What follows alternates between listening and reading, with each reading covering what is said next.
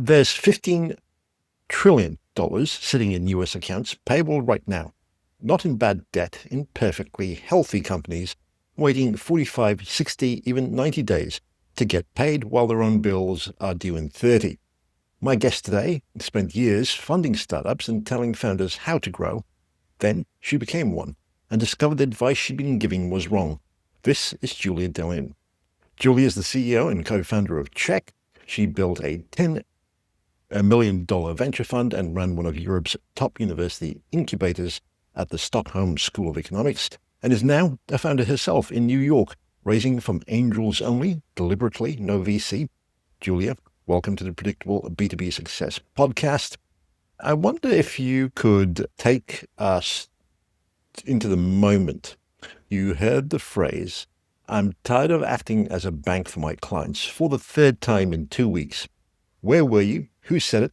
And what did it feel like when it clicked? First of all, thank you so much for having me. And I think that's a brilliant question because it was a aha moment for us. We were still at our previous jobs and we were working just 50% to start up this company while we were still employed, having some extra cash in the bank for ourselves. And we were interviewing a lot of service businesses, mostly business owners, trying to understand how they were working with their cash flow, how they were working with invoices and getting paid. And this was something that came up 3 times. And I think it was because we were talking about how they were always in this crunch and trying to understand why is that happening. And in the end, they were just everything in the air. And they were like, I'm just so tired. I'm acting as a bank. I am loaning money to my client and I can't get that to stop.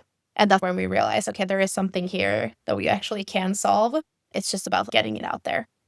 I wonder if you could tell us who that third person was and what you did differently after that conversation than after the first two.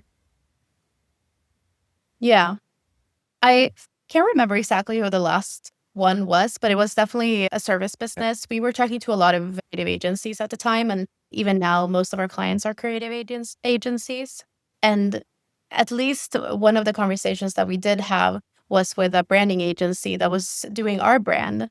And they had this problem of having net 30 towards all their clients, but they did a lot of printing work for their clients, and that printer had net 15. So they were always sitting with 15 days on like full amounts from the printer that they were just forwarding or invoicing their clients. And that was like a huge problem that they sat with. So even like our own branding agency had this problem and they loved working with us because they were like, okay, I would want a solution to this. So I hope you're building this and I want to create the brand around that.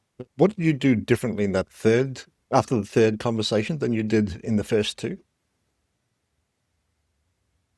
Hearing something 2 times is, of course, we started working on, okay, what can we actually do with this? And is there anything that we can solve around it? And the third time, it was just like, okay, we need to find more people like this who have this problem and just put whatever the MVP that we had at the time, which was very sparse. We just needed to put that in the hands of them and see how they would react to us doing that. And I think it gave us more confidence in actually going out and testing, even though this prototype had barely any bones, but we could test it out without the payment processing, without all the things that we have today, but still having people actually accelerate money. Okay, brilliant. Could you give us a specific scenario, perhaps a company you worked with, where the business was fundamentally healthy, the product was working, customers loved it, and cash flow still nearly killed it? What happened and what did the founder miss? So actually, one of our biggest clients today is one of our best case studies. They've been around for a really long time. They're really successful. They have a very profitable business, but they have long payment terms and some of their clients are always paying them late.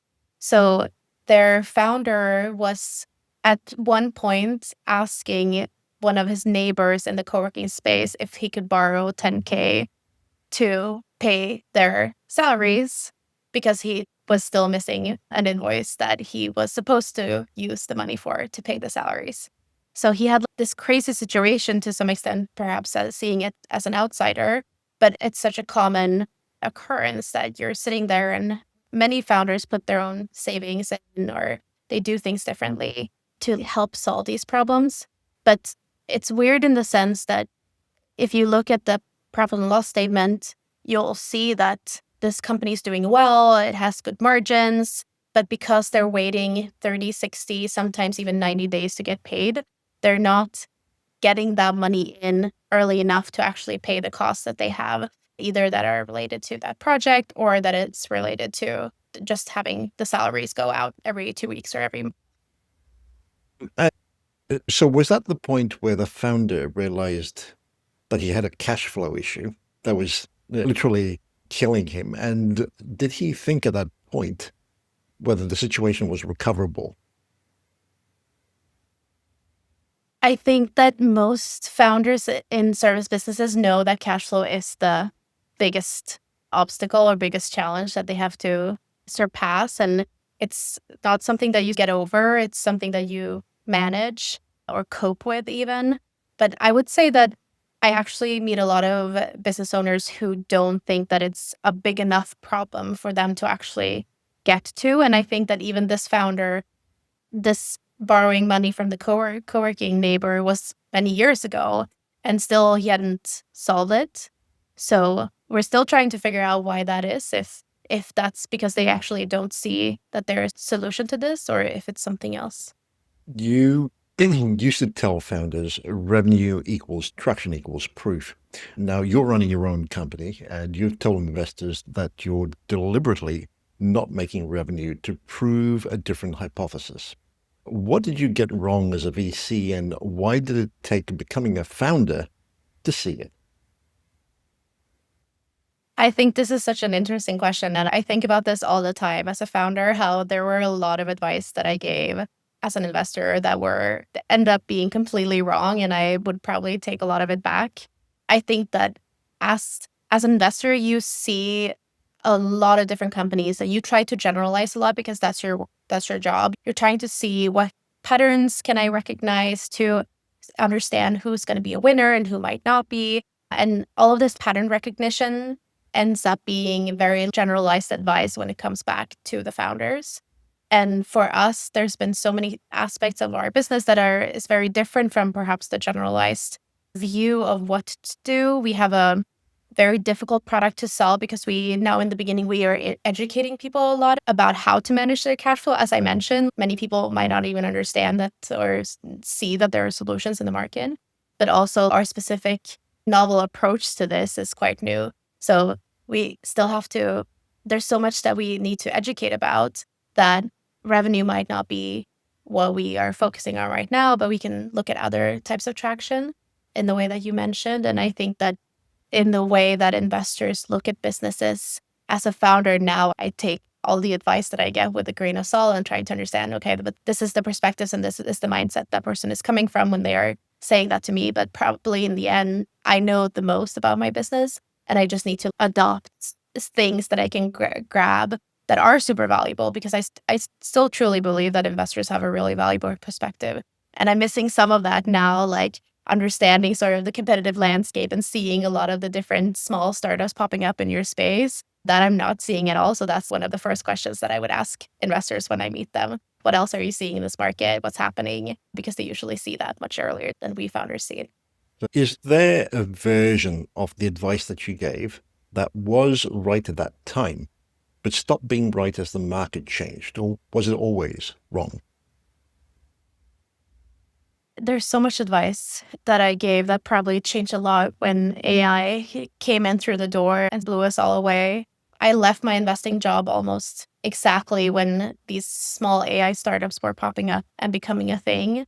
And the whole landscape of everything has changed after that. I think go-to-market has changed. The types of businesses that survive has changed. Something that has not changed and that I still truly believe is very important for founders to consider is that AI or not, what you're building has to solve a problem for a customer that has that problem and it's big enough for them to look for a solution.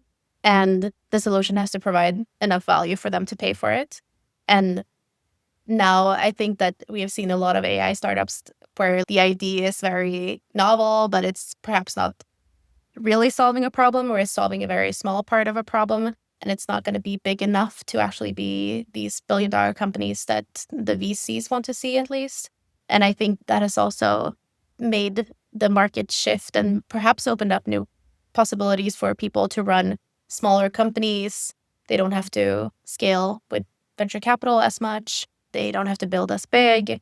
They don't have to build teams as big, which is also quite cool, I think. And so I think there's a lot that changed on that side of the advice that I gave.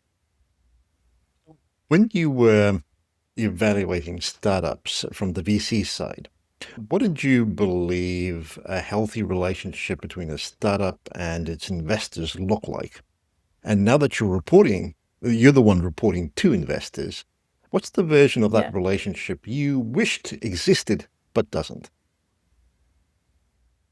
Oh, wow. I think that before I thought that it's a lot about, I was teaching a lot of our founders in the programs to grab more leverage and really try to be on the same level as investors, in the way that many founders come into an investor meeting and think that it feels like they're begging for money, and the investor has all the leverage because they are the ones sitting on the cash and they can decide to give it to you or not. But I truly believe that as an investor, you wouldn't be able to do your job if you weren't also willing to talk to these founders and be able to invest in these founders that do really well. So it's a privilege for them to sit with you if you believe that you'll be successful, right? So flipping that script, I think was very important, and we were really trying to teach founders to do that. I think that it's much harder than I try to teach people to do. I think it's so much about your mindset and so much about believing in yourself and having that confidence, which for me goes up and down depending on what day it is. And I truly would like investor relationships to be like that, to feel like you're always on the same playing field. I would say we've been very lucky with our investors. We only have angels on our cap table, as you mentioned. And to some extent, they're very different from venture capitalists because they're doing this with their own money. They're doing it mostly because they think it's fun, and they understand to a much greater extent, I feel, what you're going through as a founder. And so I would say we've been very lucky with the investors that we've had uh, until now. And then we'll see as we grow if we take on more venture capital. But for now, it's been very good. And now that you're reporting to investors, is there perhaps an aspect to the relationship that you wished existed before, but doesn't quite as yet? Hmm, not really. I would say that this humanizing of people in the aspect of being on the same playing field is very important. Yeah. And I it's more about looking at founders not as a tool to make more money in the same way that a stock is a tool to make more money if you're trading and that's your job, Yep.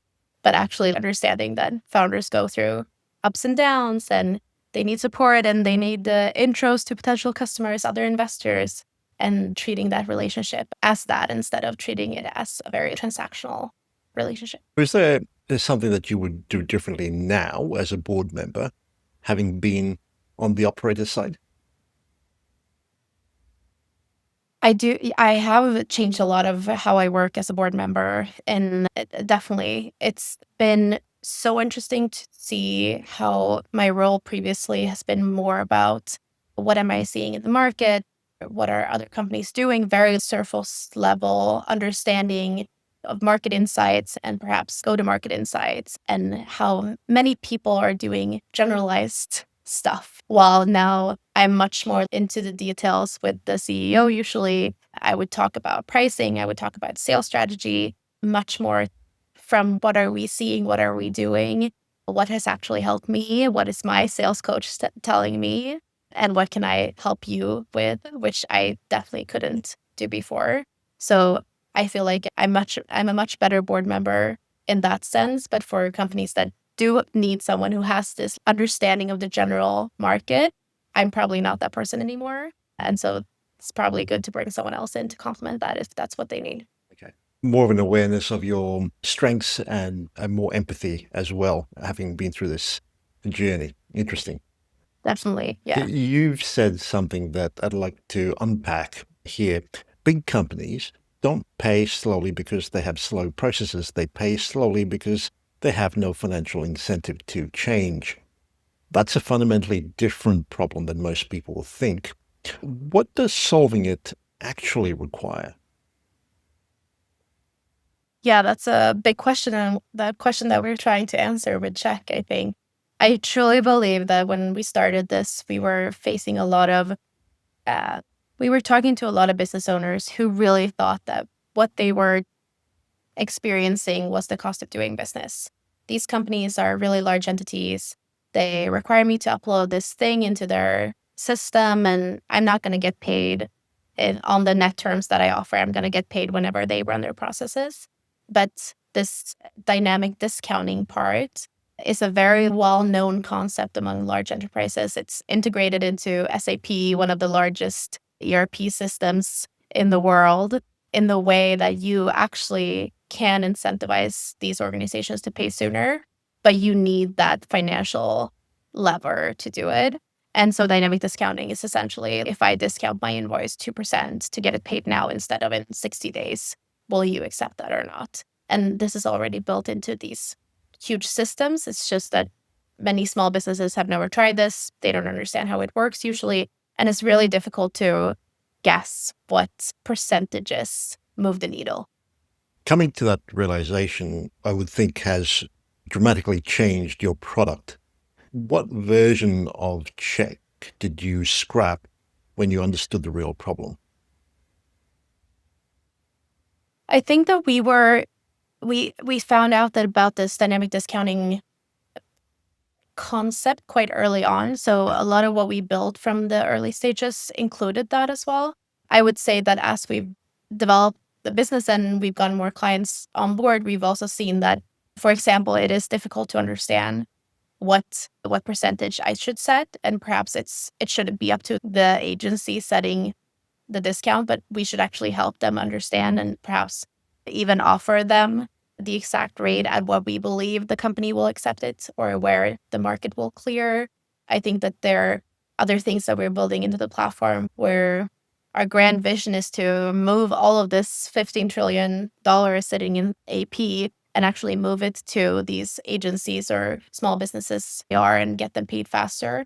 And so how can we do that? And I think before we really believed that we needed to get people familiar with the early payment discount, dynamic discounting concept and have them use it themselves. But now we see that perhaps that's too complicated for an agency owner who just wants money in sooner. And we can just use these concepts on the back end and actually get their clients to pay sooner without them having to understand how it works. I like what you're saying because, as I understand it, you're not selling better invoicing software, you're selling a new behavior. The idea that a vendor should literally price their own cash. I think you've described it as it has the time a value of money applied to invoicing, something enterprises have always understood and small businesses haven't. How do you teach a market to do something it's never done before? If you would ask me 3 years ago when I was an investor, I would say you don't. And I think as a founder, it becomes a bit more gray in the sense that if you want to build something really big and really novel and experiment with something that hasn't been done before, of course, you have to introduce something new to the market. Otherwise, you're only doing what everyone else has already been doing. But I think that there are ways that you can work that into your product without having to educate people too much. And at this point, we're small, our clients are happily educated by us, and we happily sit down with our clients because they're few enough for us to be able to put that time in. And it helps us learn a lot about how they think about their money and what's valuable to them and how they think about their margins and what kind of discounts they might be willing to give up for that money to come in sooner. And that I think is not sustainable in the long term when we can't sit down with every client. And that I think is the way that we're trying to tweak the product to actually make sure that the agencies, the small businesses, they of course, can understand if they want to, but it's not a requirement to actually accelerate cash. And that's in the end, like that's our North Star metric. It's like how much cash how we accelerated from the client side to the vendor side.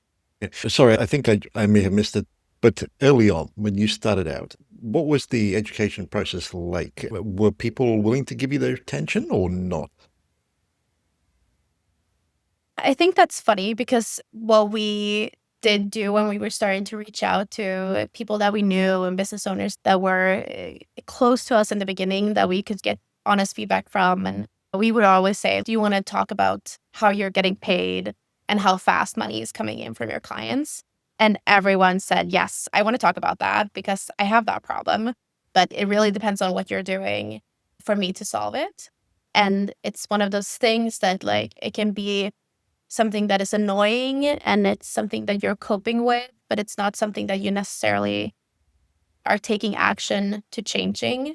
And as a business owner myself, I didn't do that because I didn't think the alternatives were that good. I think there's a lot of in getting debt or invoice financing or factoring, there's a lot of like loan sharks in this area. In the US, it's quite pricey to sell an invoice and get paid. And you don't really know how that will affect your relationship with your client. And a lot of people that we talked about were just scared of all these solutions that were in the market and were really perceptive to having this win-win situation where the client gets a discount on the invoice and you get the money faster. And so the concept is like too good to be true to some extent in that it's a really good compromise, but it's also a lot of like variations in the type of client. Do they have an understanding themselves about dynamic discounting? Are they willing to accept it? Do they have better cash flow or do they also have poor cash flow? And these variations also create more like unreliability in the concept. And it's more about, it's not always accelerating payments, but it's a way to try to accelerate payments. And what we want to do is make sure that the ones who want to get paid faster, they're always going to get paid faster. And that's also like part of the tweaking the product to make it really valuable for the ones who need it. I'd like to just get a little bit more granular so we can wrap our minds around what you're saying, because I think it's quite valuable. What's the most common misunderstanding in the first sales conversations that you often have? Wow. I would say that the product that we're selling today is very much like a super small part of the vision that we have.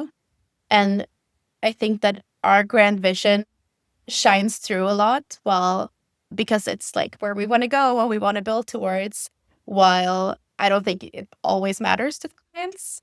I think that most people just want to get paid faster and they don't care how it happens. And so I think I alluded to this before, but in the beginning, we sold very much the concept of dynamic discounting and early payment discounts.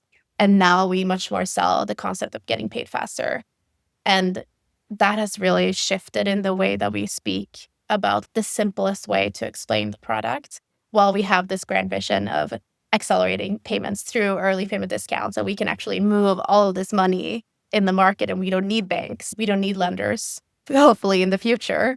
And that's our big vision. But I think that at this point, we've needed to narrow down, okay, what is it that we actually solve for today? And how can we prove that? Going back to the investor question, how can we prove that? Necessarily not by revenue, but actually by accelerating this money, which is what we track, which is what we believe is traction for us, because that in the end is the value prop for the client. It's getting paid faster. Absolutely. I'd like to go back to something we talked about a little bit earlier. You talked about dynamic discounting as something enterprises have been doing for decades that small businesses have never heard of. SAP acquired a company called Taulia in 2022 for about $1.5 billion to do this at enterprise scale. Why has this tool never made it downstream to smaller businesses? Yeah, that's what we're asking too.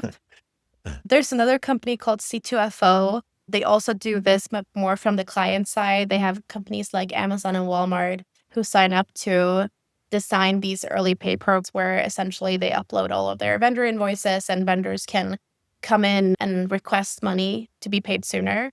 But a lot of the vendors that I've talked to who are vendors to these big companies, they don't even know that this exists. And I can see from the C2FO side that it's probably difficult to come to a vendor that has no relationship to C2FO and say, "Oh, do you want your money faster?" And they're like, "Who are you?" And so it's that every time it's coming from the client side, it's always difficult because people are scared of random money coming from somewhere. While this is why we built everything into the invoicing platform, because we don't want anything to feel like it's coming from the side. We don't want the clients to think that they're paying us.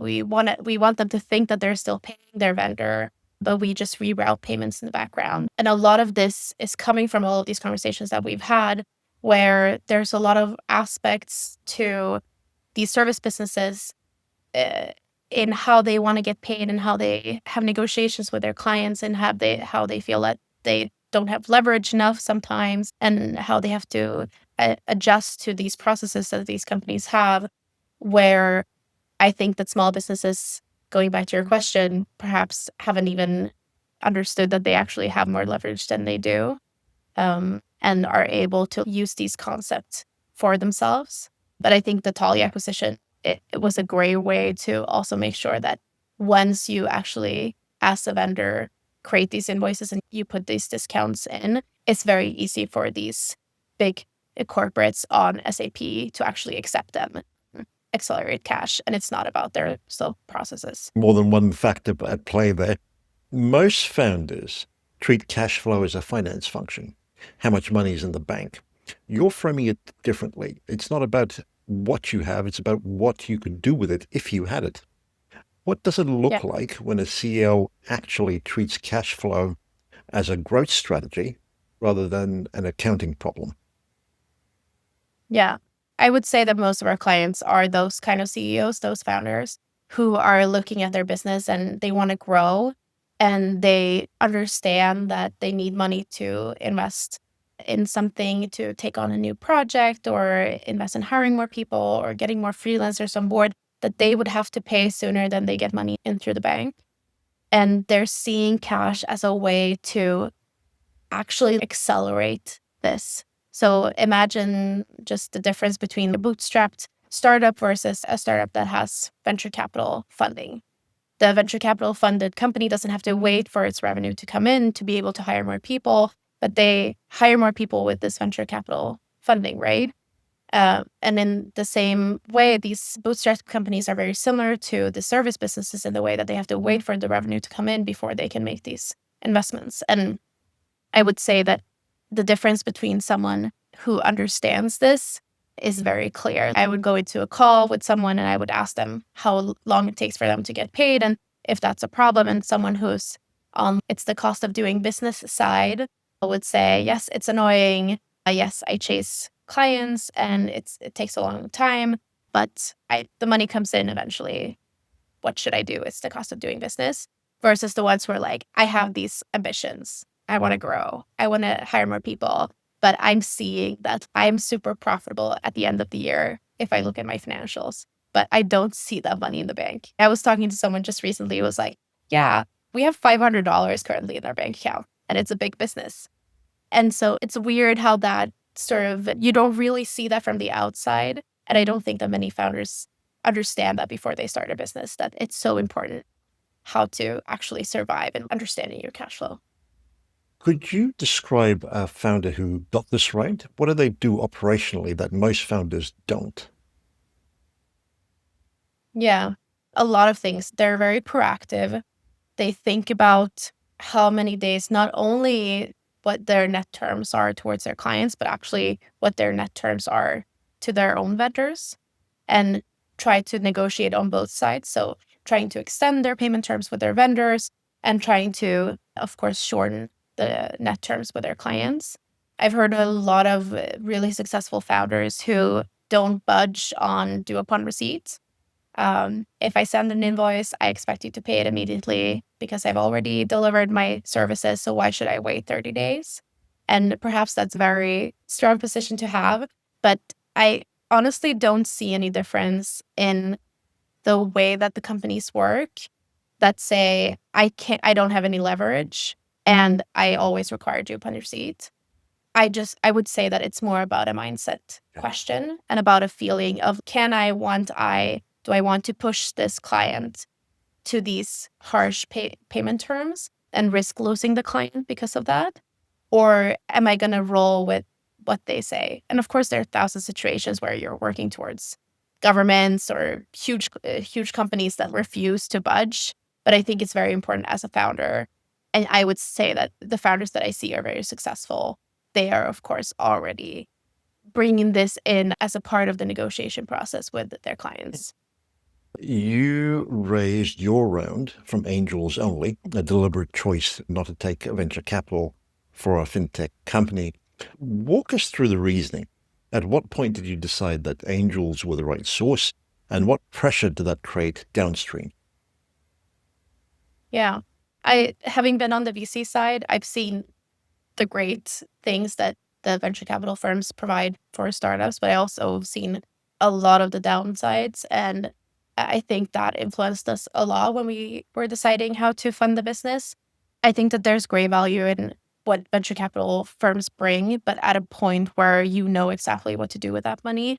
And not to say that we didn't know how we would spend our angel money, but we didn't know exactly what that money would lead to. We were bring it in when we barely had a product. We had a prototype that we had shown to a lot of potential clients. We had 5 people / businesses that said that they would start using this once we launched it. And they were all of them were very similar in the type of size business that they did. So we could convince our investors that we had something here. We just didn't launch. We hadn't launched yet, so we couldn't onboard them. And so we needed 18 to 24 months of experimentation, trying to understand what can we actually do.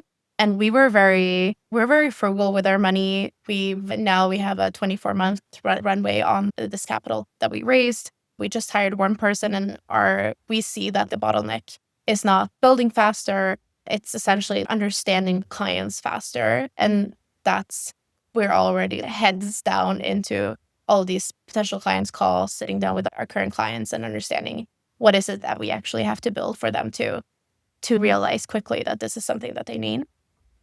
And I would say for us, it would make sense to bring in venture capital firms when we know that, okay, we're putting this much money / effort / time into onboarding these many clients, and they're giving us this much money.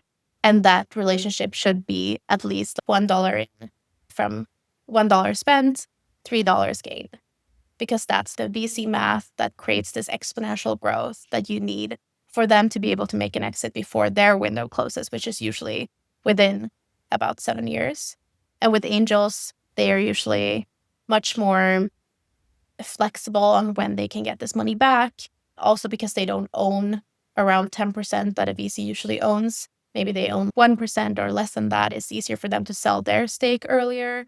So you have much more flexibility with these angels. And I would say if I would recommend someone to who doesn't know that $1 out means $3 in, if they don't know that they can do that, or they don't know that there's opportunity to grow in the way that they would invest money and predictably get it back, I would say angels are a great way to keep experimenting and perhaps also just raise a few rounds and then become profitable and build a business that doesn't have to be $1 billion business. What did you tell angels that you couldn't have told VCs? Is the story you pitch different depending upon the source of capital? No, Okay. I wouldn't say so. I would say we very much pitched ourselves, our ability to execute, and how we prove that by showing backwards, but also what we want for the vision in the future and how we believe that this proof is enough to show you that we can get here. And I think that in the end, that's what any investor is really trying to understand. So you've said that you should only raise VC if you know that $1 will generate at least $3 in short-term return. Most founders never frame a raise that way. They think about survival and milestone chasing, not necessarily return on capital deployed. Where does that threshold come from, and how do you actually calculate it before you raise? Yeah, that's a good question. I would say that Many founders don't think about this because this is how we've learned that you should fundraise. We know that your money should last you 18 to 24 months, but we don't talk so much about why that is. And I would say that if you look very harshly on what are the companies doing that are able to raise each 18 months or sometimes even sooner, they have these milestones that they're reaching and in turn hypotheses that they're proving in order to justify investing more money into something. And I think until you have these proof points, then getting more money in to keep experimenting is really dangerous. And I would rather have a super lean team, and I would rather see other founders having a super lean team until they figure those things out. And the ratio of this 1 to 3 is coming from the idea that if you invest $1 into marketing and you acquire a customer for $1, that customer should pay you $3 to not just be growing linearly upwards, happy. That's a great trajectory as well, but actually having this exponential growth that VCs want to see to be able to invest in the company. What happens to a company that raises without knowing that number? Is there a pattern that you kept seeing from the VC side that made you land on the $3 as the $3 return as the floor? Yeah, I think that what happens to those companies are usually that they have to raise a bridge round or they have to raise capital without having proved something more. And if you look at it from an investor's perspective, if you are raising money again and you haven't proved something more in their eyes, your valuation shouldn't be higher because the company is worth the same because you've proved the same amount of hypothesis or you don't have any new insights. And those new insights can feel a lot for you. You've pivoted, you've tried new things, but if you're not getting to that next step that they want to see, then the valuation is going to be at the same place. And worst case, it's going to be lower because they're going to say, you've spent so much money, you should have something more. And this reflects on how you are executing in this company. And I think just having that, we call it a down round or a flat round, is very dangerous because then the next round is going to be really hard to raise unless you double what expectations investors had. And investors, they invest in 25 companies per fund, and they expect maybe 2 or 3 to be successful. If they already feel like you're the one of the other 22 companies, they might also just think, oh, I'm not going to put any more time on this. I'm expecting this company to not do well anymore. And so I'm not going to make more intros. If someone calls me about investing in this company, I might say, I don't believe in them anymore. I've already written them down. And all of this investor sentiment is going to affect a company very quickly. And so I saw this tremendous amount of times. It's really hard to raise because you're out of money versus raising because you've found out new things, proven new hypothesis, and come further in traction, regardless of that being revenue or understanding more, having more insights about your business and selling more. And in the end, investors are so much driven by these sentiments, the view of how a company looks and looked, and expectations on the founders, unfortunately. But that's how it is. So Cheque isn't a marketplace. Vendors bring their own clients into a liquidity pool. Could you walk me through how that actually works in practice and how you got the first vendors to bring their clients in? What made them trust you enough to do that? Yeah, so at its core, 2 vendors. Cheque is just an invoicing platform. They bring in their clients important from wherever they have them right now, and then they start invoicing. And the clients go through the payment processing on our site, and they pay their vendors. So it's very simple from a client and a vendor perspective. But what we do on the back end is that we use these early payment discounts to incentivize the client side to pay early. So regardless of a vendor setting a discount or not, we can still set discounts to their clients. And we incentivize our clients to pay us sooner And then we create this liquidity pool that essentially we can distribute to the vendors when they need more money. It's not really a marketplace in that it's not two sides that have to come together and decide, one party here and one party here, but it's more that we control the market. So we usually compare it to a stock exchange, but it's one kind of stock on the market, which is in our case short-term capital. So it's like trading. There is supply of short-term capital and there's demand for short-term capital. And by looking at the demand and the supply and matching it, we can find this price at where the market clears, which is then the rate, the discount rate, if you will, at where this money moves faster. And so for us, that sort of means that this price will change depending on how much supply and demand it is in the market, which we believe is much better than just having a static rate coming from your credit facility or your factoring company, where most of that rate is the margin of that lenders. And we're trying to be a more friendly option to that. What was the hardest moment in getting the first vendors live? Did you have to prove something before they'd make that first move? I would say that most of our vendors took a big leap in trusting us even from the beginning. Some of them brought on their most difficult clients first. So they onboarded some of their clients that were paying really late. And they saw that we have a lot of different aspects on the platform that allows payments to clear faster, not only the early payment discounts and the liquidity pool, but we also push recurring payments. We make it easier to pay with digital payments versus check. You can incentivize someone to pay with credit card versus paper check, for example, so you can track payments better. There are a bunch of these aspects that even from the get-go, these vendors got a lot of value from the platform. And they were seeing that even the late payers were actually paying sooner. And so that's when they would onboard more of their clients. So now it's been a way for us to also help people understand the value of the platform in getting them to onboard these really tough clients. And then we prove to them that we actually make a difference. And then they see that, okay, there's value in bringing all of our clients over. You've relocated from Stockholm to New York. What is the most surprising thing you've discovered about building a business in the US as a Swede? Something that perhaps Swedish ways of thinking or design thinking didn't quite prepare you for? Yeah, I would say that Sweden is currently exporting a lot of cool companies.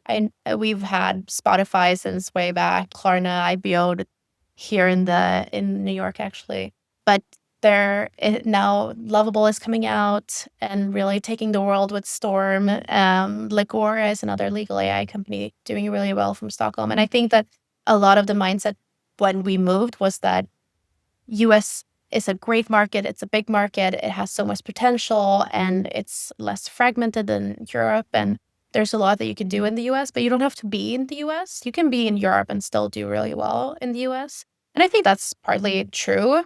But when we moved here, I would say that I saw the benefits of being in the US being 10 times better than what we know to be the benefits from Europe.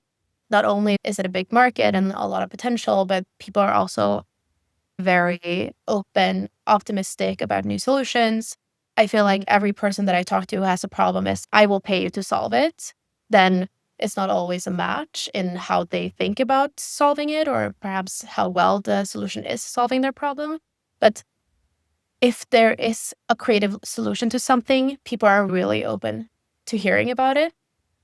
And I think that's been incredible for us. Not only are we on client calls talking to people about how this new solution that we're still trying to educate people about is exciting and they get really excited, but just meeting other founders, meeting investors at events in the city who are just very optimistic in a way that I feel like in Sweden I was so held back by the mindset that something can go wrong. Let's try to prevent that versus here much more being what can go right and how do we expand that? How do we really push that?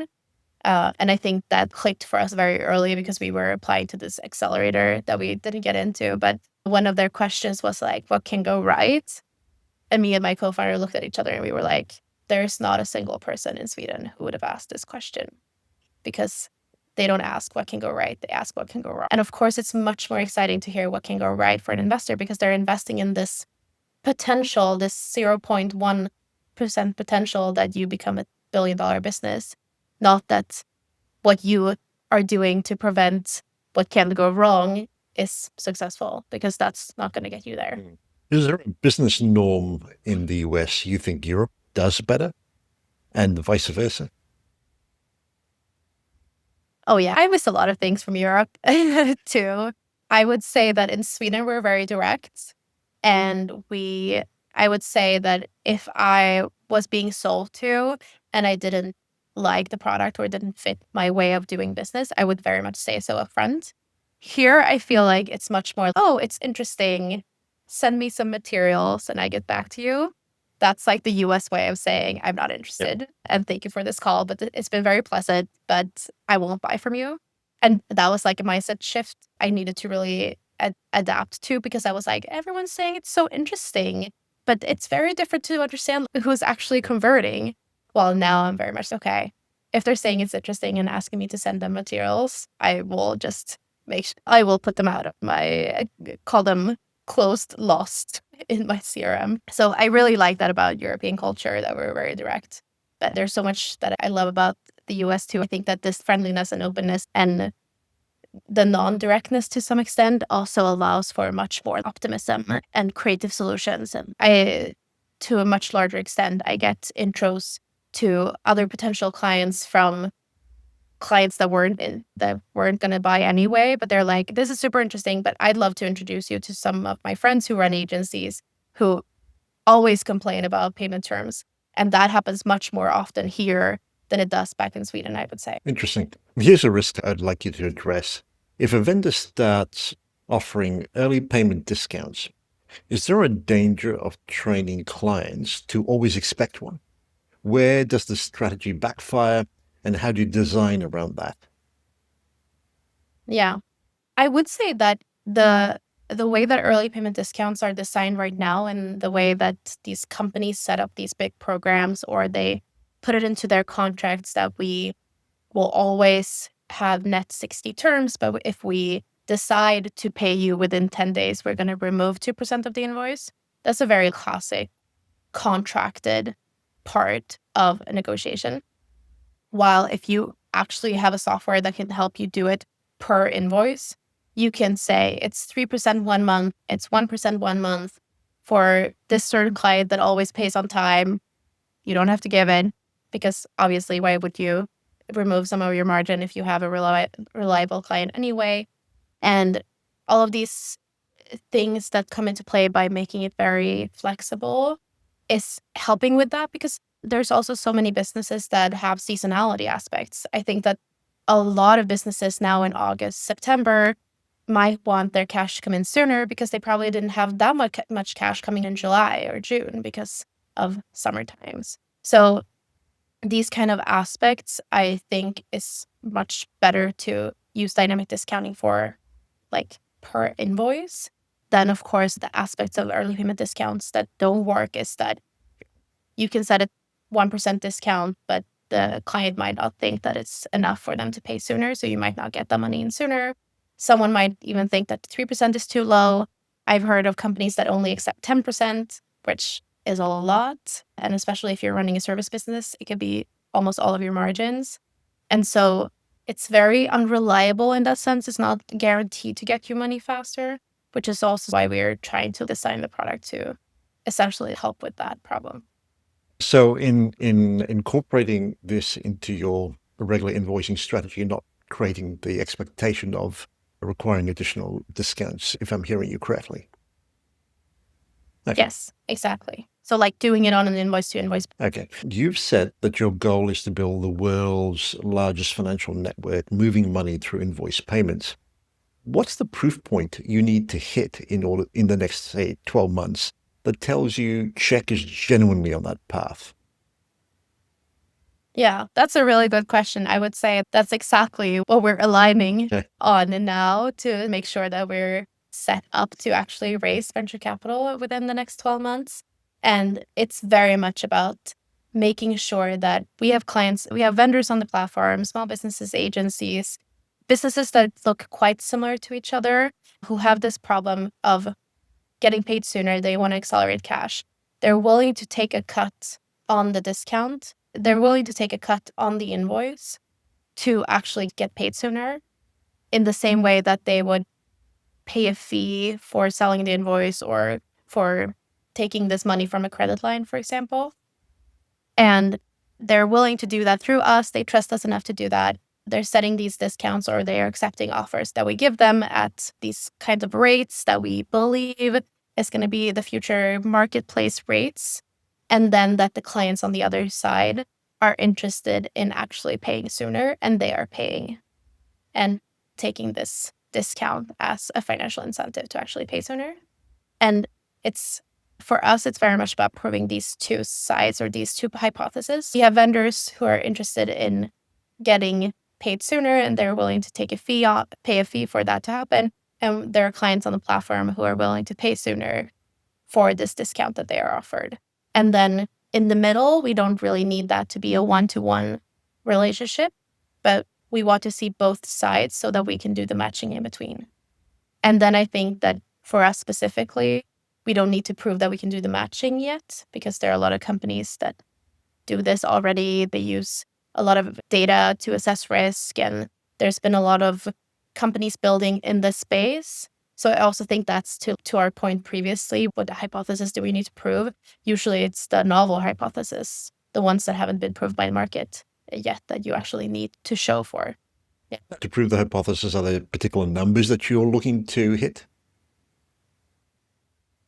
Not really. And the more we talk to investors, actually they aren't interested in the scale of it, that there are enough companies on the vendor side that are similar enough so that we can see that there's patterns in how they behave and the problems that they have, and that we can solve that for them.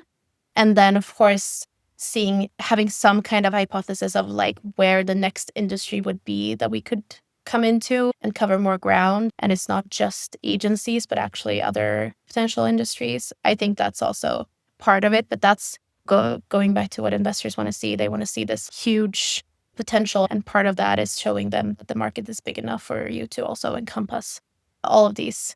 Perhaps we won't move $15 trillion, but of course we want to get as close to that as possible. And if that proof point doesn't materialize, what does the pivot look like? What does the Pivot look like? Sorry. Oh, I'm enough of an entrepreneur to not have that plan B.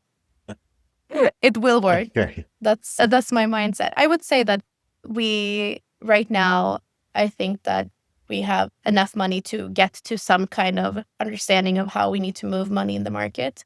But we're so close to our clients, so we hear all the time what we need to do to be better, and it's just a matter of implementing that. So I'm not as worried that it won't work. It's more about being able to show it before we actually need to go out and raise. And if you could change one thing about how the startup ecosystem teaches founders to think about cash flow, one belief, perhaps one piece of conversational wisdom you'd replace, what is it, and what would you put in its place?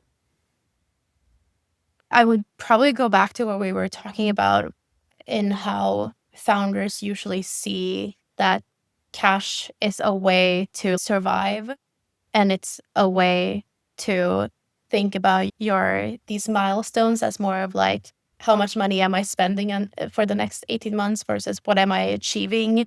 What goals am I going to hit? What hypothesis am I going to prove? And where am I going to be traction wise to actually be able to raise another round? I would wish that we thought more about this and talked more about that. And perhaps then, as an answer to the latter part of your question, the way that what we would switch that out with is more talking about not just are you raising a pre-seed or a seed, but what are you actually proving?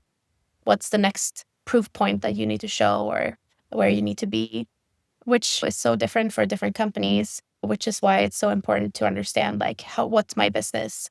And perhaps as I do, because I'm a part of this investor network since before, but talking to investors all the time, trying to understand how they think and how their market behaves currently and what they are looking at investing in, because that also changes all the time. And to some extent, as a founder, you need to understand the climate of investments if you are looking for investments and understanding what is happening in the market, because especially over the last few 3-4 years, everything has changed so dramatically depending on what's been going on. It's a part of a CEO's job, I think, these days, if you want to raise capital. There's common advice: charge something, even a dollar, to prove willingness to pay.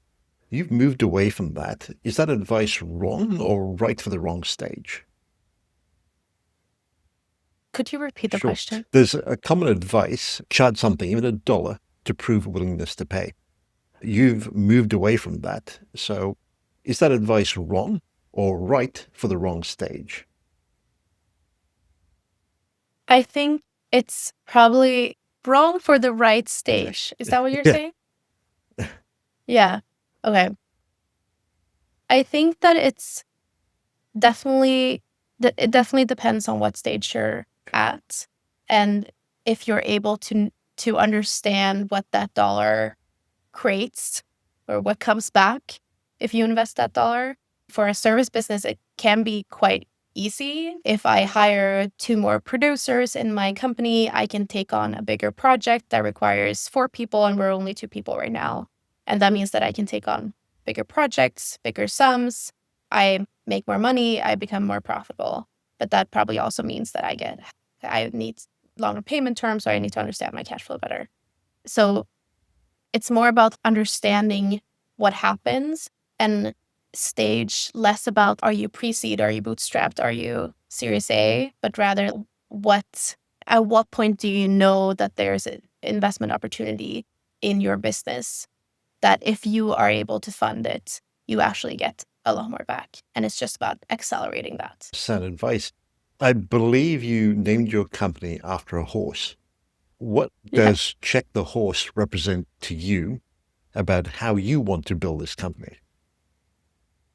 Yeah, that's a good question. I've been a horseback rider for a long time and started very young. And so just realizing that we could name our company after this horse at my stable was very funny. But for me, horseback riding has always taught me, it's always in my mind and influenced me a lot in the way that you think about falling off the horse. Because if you've ever been through horseback riding, people will yell at you to get back up on the horse. And even as a small kid, or even if you got hurt, as long as you weren't really hurt, someone would put you on the horse again just for you to sit there for a few minutes and then take you off if you were too scared to ride. But this thing about whatever you do when you fall, you have to make yourself unafraid to get back up again, because that's the most important part. You have to go at it again. And it's not the fear shouldn't stop you from continuing. And I think that's affected me so much in my life, just being able to have grit enough to go through hard moments and believe that you can always get back up on the horse, and fear is not something to be afraid of. Right. For a founder who's listening right now and thinking, I probably have a cash flow problem I haven't admitted yet, what's the one thing you'd tell them to do this week? And where can they find you and Check? Yeah. I would say look at all of your payment terms, both to your vendors and to your clients. Can you go to some of your clients and tell them new standard operating procedures? We are doing due upon receipt or net 15, and start the negotiations again. Can you push vendors to be paid later? Perhaps you're paying your friendly freelancers on the net 10. Can you push them to net 30? I know it's not fun, but just to give you more room, because that's usually what you have to play around with. And then, of course, there are tons of different options out there. We've already mentioned a few, but Check is also, of course, a solution for any service business or any bootstrap business or startup that is low on cash to accelerate your invoices and get them paid sooner, even if your clients aren't willing to do. And you can find us at checkpay.co. You can find me on LinkedIn. My name is Julia Delin. Please write me a note about listening to the podcast, and I'll happily chat with you. No worries. We'll include links to that in the show notes. Julia, this has been very insightful. Thank you so much for doing this. Thank you so much for having me. It was a pleasure.